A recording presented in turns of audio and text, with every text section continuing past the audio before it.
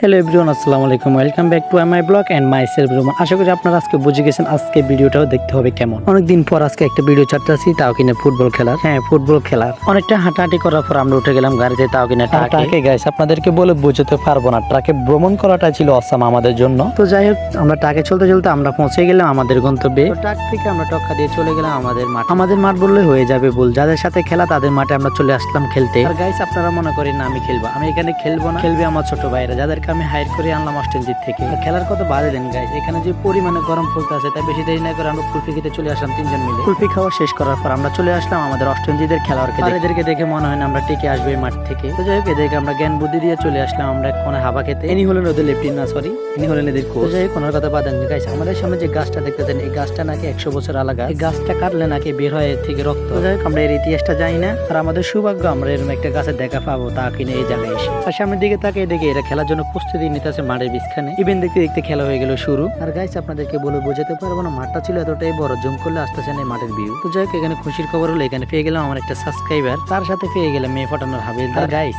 এ কিন্তু সাধারণ মানুষ না। তো যাই হোক, বকতে বকতে লেগে গেল খিদা, তাই জন্য মেরে দিলাম 2টা সিঙ্গারা এই সেই দোকানে। তার সাথে মেরে দিলাম পাতলা করে একটা দই। দইটা খেয়ে আমি হাতে মাঝে বক্সটা নিয়ে ভাবতাছি, ছোটকালে আমরা এরকম বক্স দিয়ে আমরা অনেকটা ফালি বানাই আমরা খেলতাম। যাই হোক, ইমোশন হয়ে কোনো লাভ নাই। আর এখানে এসে দেখে মোড়া খাসির সাথে দেখা।